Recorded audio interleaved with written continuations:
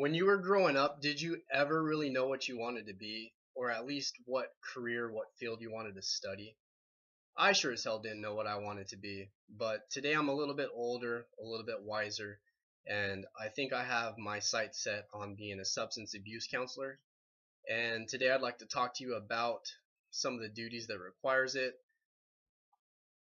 At the end of the speech, I just hope that you take away a little bit of knowledge, and maybe it opens up your eyes to maybe a future in this career, or at least maybe you learn a few things you didn't know about it. A couple of things I'm going to discuss today is the degree and the school that's required for it, why I think it's going to be rewarding for me, and on top of that, some of the job duties that are required for it. So without further ado, let's get into the speech. There's many different types of fields of counseling, and the one that I'm going to focus on is, like I said, substance abuse counselor. And each state has different requirements for what it takes to be licensed in the field of substance abuse counseling. And the rule of thumb is it typically requires either a bachelor's degree or a master's degree. Here in Iowa, you at least have to have a bachelor's to have the degree in it, and it's in the degree of psychology, if I didn't mention that. According to the U.S. Department of Labor, this field is going to see a 32% increase in growth over the next 10 years. So it's a very promising, very bright future if you wish to partake and study in this field. Also, according to the Department of Labor, the most lucrative career that you can have is having a private practice. On top of that, besides having a private practice, you can work for a government, you can work for a school, you can work for a hospital or even healthcare centers. But I see myself being in the private practice after I've had a few years under my belt, and I just look forward to helping people. I feel that I'm going to be great in this field and in this career because of a couple reasons. One is that I have had family members and friends that have dealt with substance abuse, and I've seen how it tears families apart. You can see the effects that it has on the family, the strain that it puts on relationships, and it's something that can actually be avoided. And actually, when you have the guidance and support, these people can change their lives around and turn everything around in a positive manner. My best friend actually died of an overdose a few years ago, and that's one of the main reasons that really drew me into this field.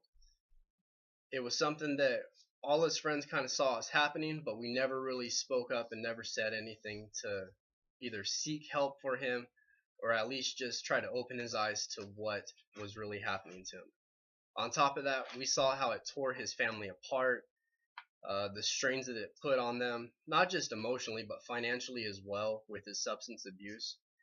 And I really just want to be in I just really want to be a substance abuse counselor because I want to help people at the end of the day. I want to be able to make people's lives more important, also improve them, make them better. Some of the job duties that come along with being a substance abuse counselor are you oversee the treatment of patients, and this can be in a group setting, it can be in an individual setting.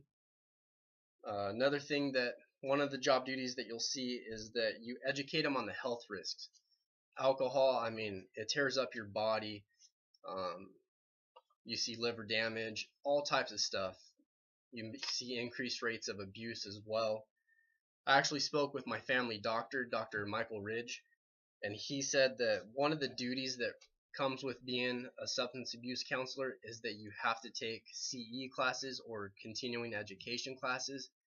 And he works in the state of Arizona, and at least in Arizona that you have to take at least 12 hours of CE classes every 2 years to keep up on your degree. So it's a field where you actually have to continue practicing and evolving just to stay current with everything that's going on. One of the other duties is that at the end of the day, you just want to make sure that people are in a better state than when they first come to visit you. Some people come because it's court mandated. Other people, they go to seek treatment just because they want to get it themselves. And you have to be able to tailor make the program according to the individual. Some individuals require a little bit more attention, a little bit more care.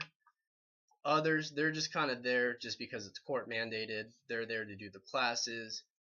They seek treatment. Sometimes they repeat, they go back, they fall on hard times, and you'll see them time and time again. But it all depends on the person. So, having said that, now you know a little bit about what it takes to be a substance abuse counselor. Hopefully it's opened up your eyes to what some of the job requirements, some of the schooling that's required for it. I'd like to thank you for listening. I hope you all have a great day, okay?